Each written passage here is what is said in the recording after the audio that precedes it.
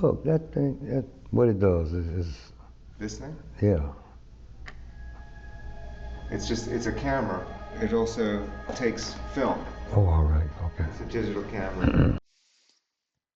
Man, did y'all hear this? The man did not even realize that this thing that he's looking at over there is a camera, man. Listen, good people of the world, RevMeoTV coming at you with another one. These life sentences ain't nothing to play with. You see, people commit crimes, young people commit crimes when you're young and you're not thinking right. You're desperate, peer pressure, all these different things going on, circumstances. But the consequences is detrimental. You about to hear from these people, man, that got these life sentences. Young people, if you've never been to jail, if you've never been to prison, please don't go. If you've been, please don't go back. RevMeo TV. Y'all know I am a real preacher. I served 16 years of my life incarcerated. I've been to state prison. I've been to federal prison. Listen, man, I've been free now almost 8 years. I served. I mean, I started preaching in 2010. I was released in 2017. So I've been in the Word of God now. So y'all ride with me, man. Listen to this.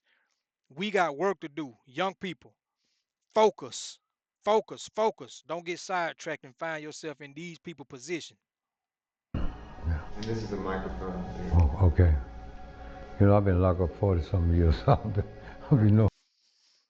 Y'all heard that? He said he been locked up 40-something years, man.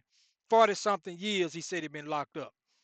A lot of these young people out here that's committing these crimes, you 15 years old, 12 years old, 19 years old, 22, 23 years old. He been locked up twice as long. Some of y'all 3 times as long as you've already lived. Go back to your time before coming here.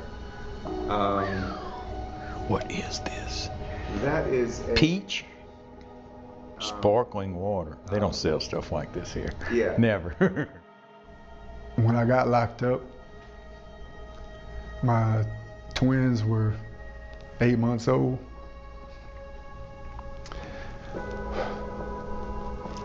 And that was the last time I saw them. I wrote them letters like every week for the first 20 years I was here.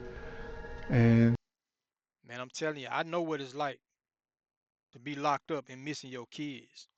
I know what it's like. It's painful. It hurts. I'm telling you. And then even if you don't have no kids, you locked up and you missing your little brother, your little sister, or your mama, your daddy, that stuff hurt, man, for real. All right? Young people make good decisions. by this time, now they're all adults. So I it's time for me to stop trying. How could you take a 19-year-old person and just take the worst decision he ever made and hold him responsible for it for the rest of his entire life and not even...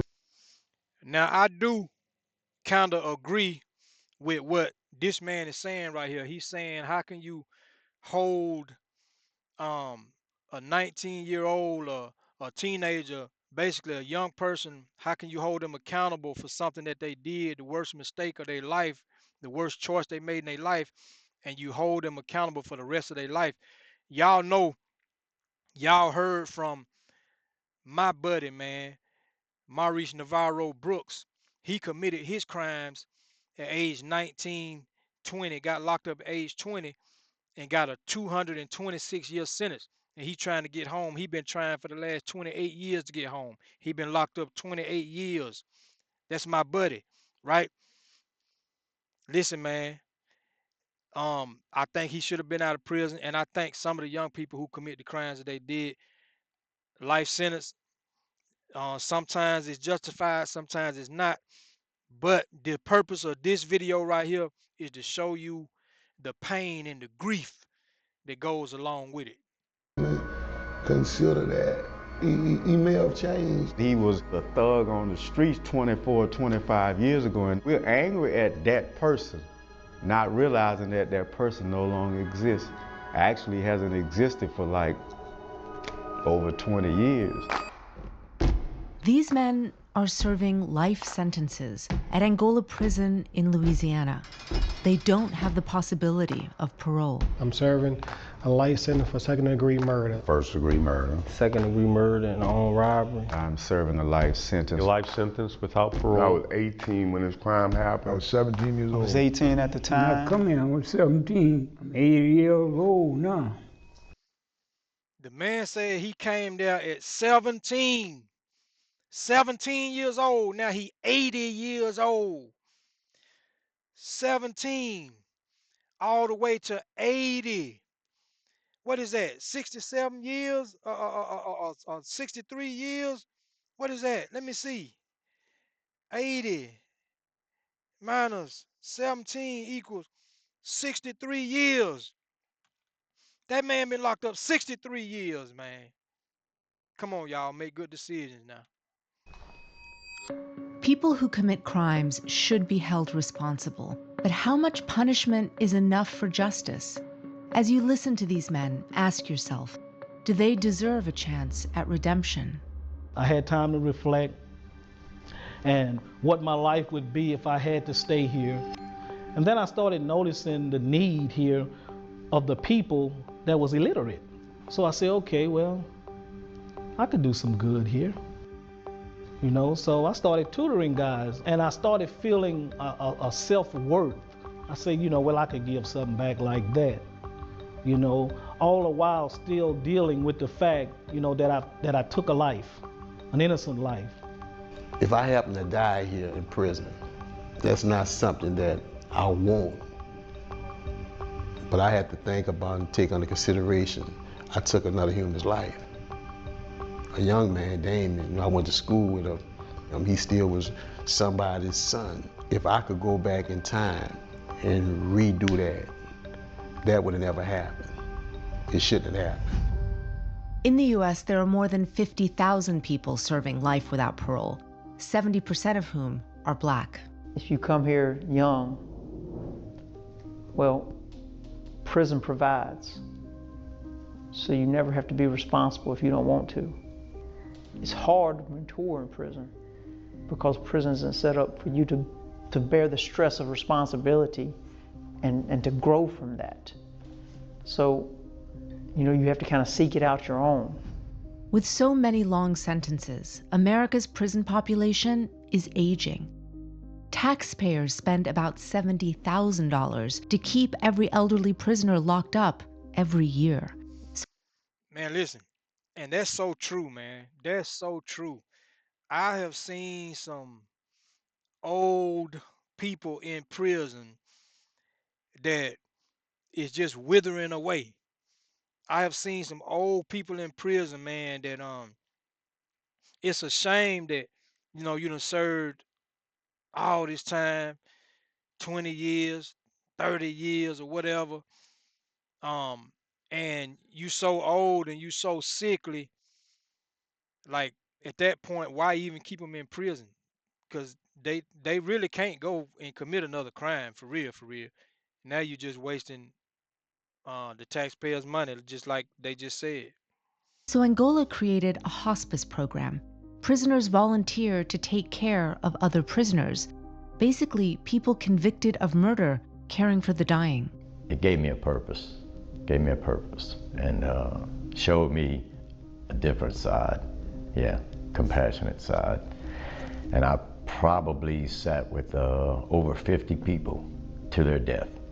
Man, you know, I ain't begging no man, but my first patient was a guy dying of AIDS. When I'm looking at a man weighing 60-something pounds, like, man, you know, he can't do nothing. So I used to pick him out of the bed, put him in a wheelchair, bring him in the bathroom, help him, bed him up, tease him, mess with him. But when I first was able to help a person, I just felt different. Now, excuse the expression, but they wash all up the crack of another man's ass, all up under his nuts and all. It doesn't care what nationality or race he is.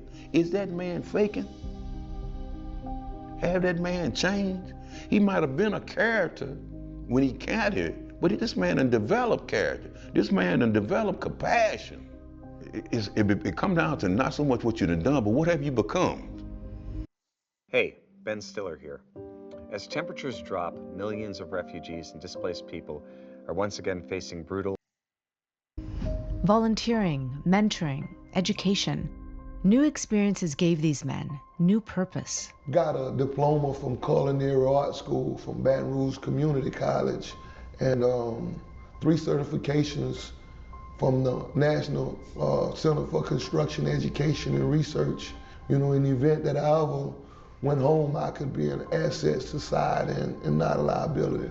You know, I prepare as if I'm going home tomorrow. Even though I have a life without parole, I try to prepare as if I'm going home tomorrow, because who knows what may happen. I'd rather go prepared than go unprepared. Do we really want to be a country where there's no amount of growth that will ever give someone even a chance to leave prison? A country that's fine with endless punishment, but never with mercy. That's the worst part. Knowing that I'm a changed man, knowing that I have the skills to go be a better person in society, knowing that I want to do better in society, and knowing that I can do better in society, and not having the opportunity to do that because I have a life sentence without parole. I can honestly say, man, that I've seen a lot of people in prison that are changed men. I've seen a lot of people in prison, man, that have really gone from being the worst of the worst to being really good, fine human beings, man. But yet they still stuck with a lot of time or whatever, you know. So he's saying something important right there, man. You know, is a second chance available, or should it be available?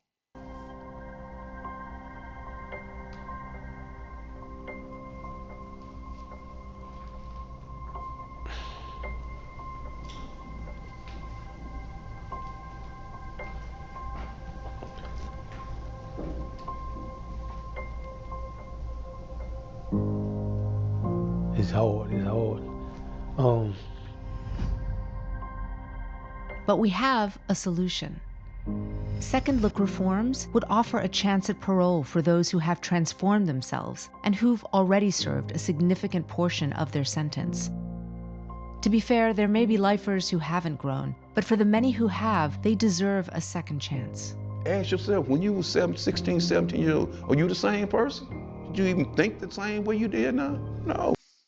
He's saying something. Hey, I know when I was that age, 17, 18 years old, man, I was doing some crazy, crazy stuff, man. I did some stuff that could have resulted in me getting a life sentence. I ain't saying I killed nobody. That ain't what I ain't saying that. But what I am saying is I did some stupid stuff, man. You know what I'm saying? Like I said, I done did the shootouts. I done did that stuff, man. I done did stuff that could have landed me away in prison. I talk about at some point in time, I went to kill one time. I 2 nights in a row. 2 nights in a row. I went to do it. And the target just didn't show up. You know what I mean? And at that time I was probably 20. I was in my 20s at the time. At that time, you know, probably 20, I want to say maybe 25, 24, something like that. But my point is what the man is saying, people do change, man. I changed, man. I'm a man of God. I preach God's word. I did my time. I did 16 years incarcerated, and sometimes it just don't take a life sentence for people to change. Okay. Oh, that's human nature. People change. If rehabilitation is a process, there should be an end to it. There's no, you get to a certain grade level and there's not, high school, then college, and, you could pursue undergraduate and then graduate studies. There's none of that. It's just life sentence. A few states have implemented changes in the criminal justice system, including second look reforms, and some of these men have actually gotten out. But they're only a small fraction of those serving life without parole. Now, if you're concerned they might harm someone else, Less than 3% of lifers who are released are rearrested. And when they are, it's frequently for a technicality, not a violent crime. In other words, lengthy prison sentences don't improve public safety. Over time, Americans could save billions of dollars if some of these older reformed men are set free. I've been here longer than I've been with my family. So sometimes I question where I'm from. I be tempting to write my mom and them and say, if I die, leave me here. Don't come get me. Don't bury me with them. I don't know them no more. Bury me with my friends. I know without a doubt I'm going home. If I die here, whether it's tomorrow or God forbid 25 years from now, my body will not stay here. I'm leaving Angola. I'm not going to be buried here. Somebody who says, I want to be buried in Angola, that's the saddest part of what a life sentence does to you. I make sure that my life is very purposeful. Every time I invest myself into someone else, I free a part of myself. A part of me will leave here with you. I'm going to love people so passionately until a part of me will always live outside of the gates of Angola. I have caught plenty hell and it's been changed.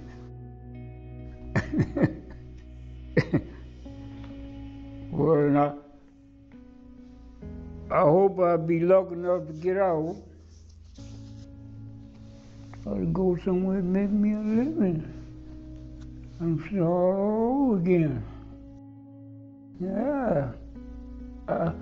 They say the older you get, the more you learn. Well, I've learned a lot of things, you understand? So.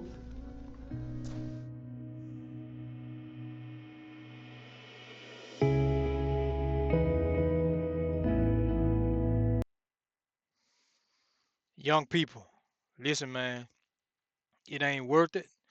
Stay out of jail, stay out of prison, stay out of these folks' way.